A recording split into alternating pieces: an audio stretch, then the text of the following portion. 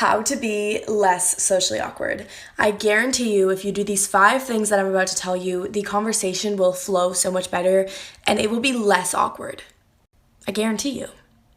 Number 1, as strange as this might sound, begin the conversation by introducing yourself.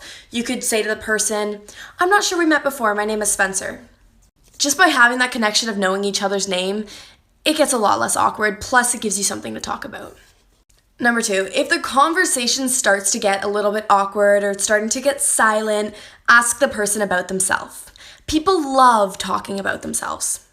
You could compliment their shirt and ask them where they got it. You could ask them what school they're planning to go to, what program they were looking into. Just ask them questions about themselves. People never shut up when they're talking about themselves. Number 3, this is a trick I wish I learned years ago. Make the conversation longer. As weird as that sounds.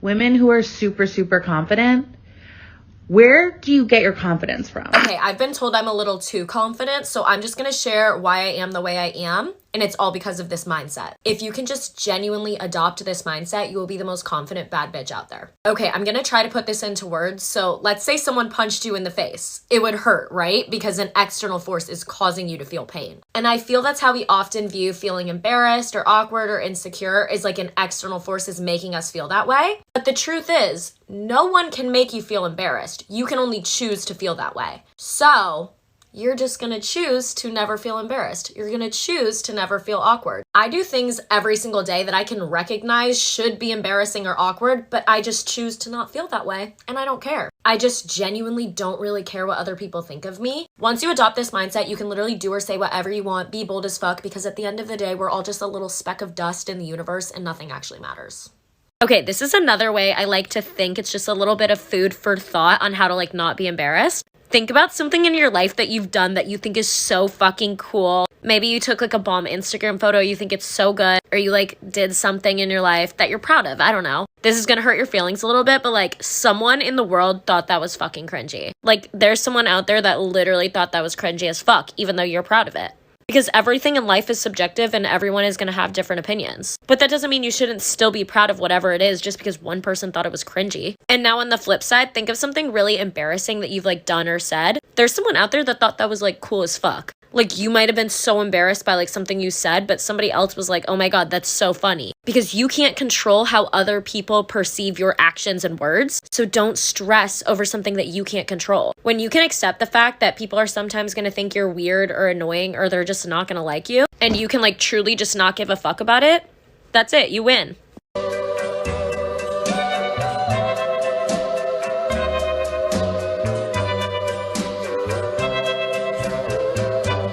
Put your head on my shoulder.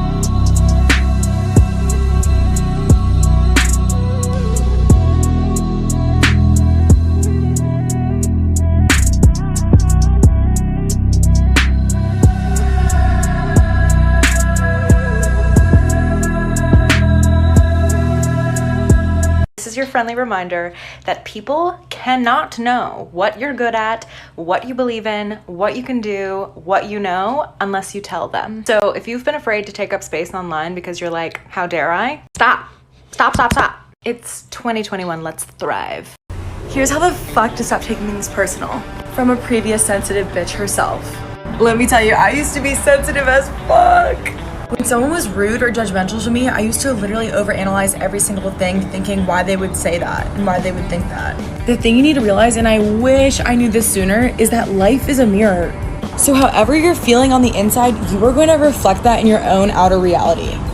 You're going to treat people the same as you feel with yourself. That's why people that are genuinely good with themselves and that like themselves are only uplifting and positive and nice to other people. So anyone that is just negative, judgmental, or rude to you for no reason is someone that's struggling with their own inner reality, because that's what they're feeling. People will do this to try to bring you down to their level of how they're feeling. And once you get this, you kind of understand why people say things, and then you don't really take it to heart as much, because you're who hurt you? I'm sorry, but I can't do anything about it. If you meet somebody, a guy or a gal, that you are interested in, and they tell you that you are too much for them, they are right.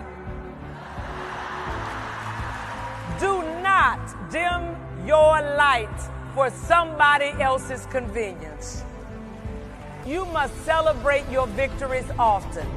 There'll be lots of things that will happen in life that might make you sad, that might make you pause. So when the great things happen, no matter how small, celebrate. When it's your birthday, celebrate all month. My next piece of advice, Carla, don't worry about making mistakes. And oh, by the way, making a mistake, Carla, does not make you special. Everybody makes a mistake. What makes you special is how and if you get up. Here are some hot girl phrases. You interrupted me. I wasn't finished speaking. My emotional response is perfectly appropriate given your behavior. I don't think you're telling me the truth. I would appreciate if you could please use a more polite and gentle tone when you address me. Thank you. I appreciate you bringing me that information, but I already knew that and it's not very relevant or helpful to the situation. The way you're behaving is making me really uncomfortable. Stop. I didn't appreciate that joke. In fact, I found it to be very inappropriate. Don't say that again. The way you're treating that person is not kind. Behave a little better. I'm feeling a bit overwhelmed right now. I'm gonna excuse myself and rest and recharge a little bit and then come back to this task. Not tonight. I don't really feel like it. I didn't really like the way that you spoke to me and treated me today. Here are the things that you did and why they bothered me. Don't do them again. If you didn't have any insecurities at all, who would you be? How would you carry yourself? How would you view yourself? This is the version of yourself that you should be striving to become each and every day. Okay, you should learn to own your insecurities. You should learn to embrace all of who you are so that you can truly live your best life. You can't live your best life unless you're being your best you, but you can't be your best you if you're not even being yourself. A lot of you guys are so caught up in the way that other people perceive you that you forget who you are. And as a result, you are living for other people when in reality, these people don't even care about you because they're worried about their insecurities. You have a chance to liberate not only yourself, but other people by leading by example. Hi babes, so here's 3 steps from being an insecure woman to a secure woman. Is 1, you gotta make a powerful, conscious decision on who you're going to be. This is from Tony Robbins. He says, human beings have this need to be very consistent with how we identify ourselves. So as a woman, if you're insecure, but you wanna be secure, right? But deep down you believe that you're insecure, you're gonna make decisions based on that insecurity. 2, once you make that powerful decision, you're gonna write down on a piece of paper and have so much fun with this. What would the securest person of me act, think, dress, talk? How would she treat myself? How would she treat others? How would she go about life? Number 3, you have to reinforce this identity until when you look in the mirror, you're so freaking proud of yourself, right? So when an insecurity comes up, you're gonna be like, oh, I see you. It's a pattern. This is out of alignment with who I truly am, which is a secure, confident, abundant woman. So you want to be confident? Let's talk about it. Comparison is killing your confidence. Whether it's success, personality, looks, if you're comparing yourself to somebody else, you are killing what makes you unique. Confident people are in their own fucking lanes. The only person we're in competition with is who we were yesterday. Confidence is understanding that your opinion of you is the one that matters most. People pleasing and allowing people to walk all over you are confidence killers. Practice putting your foot down. Confidence is understanding that how you treat you sets the bar for how other people are going to treat you. So it's time we set that bar high, baby. Confidence means you gotta relentlessly accept yourself. Even if you're not looking or feeling your best, you still think you're worthy and you still love yourself and believe yourself to be a whole person that is deserving of good things. Life's too short to hate ourselves. You're the main character of your life book. Own that shit. Advice for girls. Be loud and gross and take up space. Stop saying sorry and start saying don't interrupt me. Stop saying because I have a boyfriend and start saying because I said so. Say no and say none of your business. Take selfies and don't laugh at jokes that aren't funny. Be snide and sarcastic and wear your hair the way that you like it. Help out other girls and be vocal about what makes you mad. Be masculine and feminine and both and neither and be unapologetic. Don't set aside your comfort for boys' egos.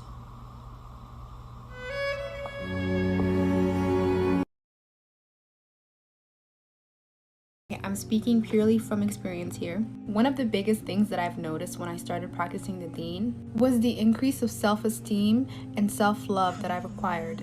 I literally could not believe it because all my life I wanted to have high self-esteem and I was looking for it everywhere, but I couldn't find it. Somehow I was just still not happy with myself. And so I was in this cycle where I was looking for validation from people who didn't even care about me. When I got back on my deen, alhamdulillah, I really realized that I don't need anyone else's validation other than Allah. I started walking differently. I started walking with more confidence. I don't really look down anymore like It's like I don't need anyone to tell me I'm beautiful or anyone to tell me that I'm amazing because I know that I am. And this is not me being cocky, I'm just happy with my growth.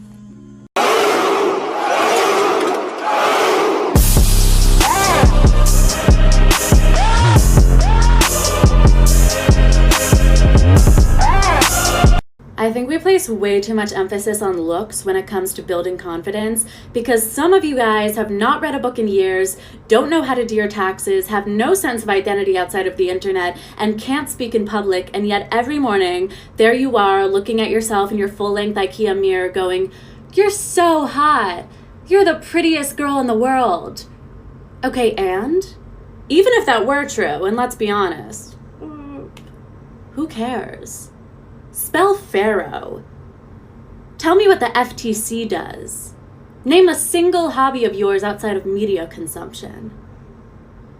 Exactly. Not hot.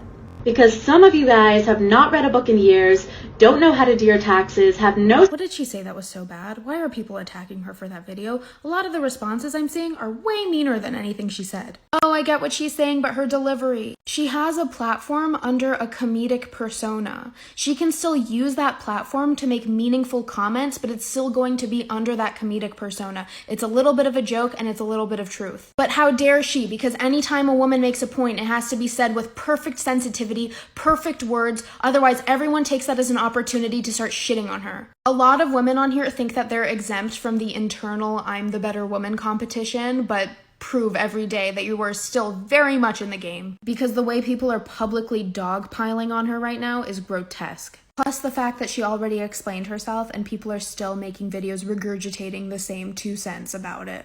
There are bigger fish to fry, instead of making her feel like shit.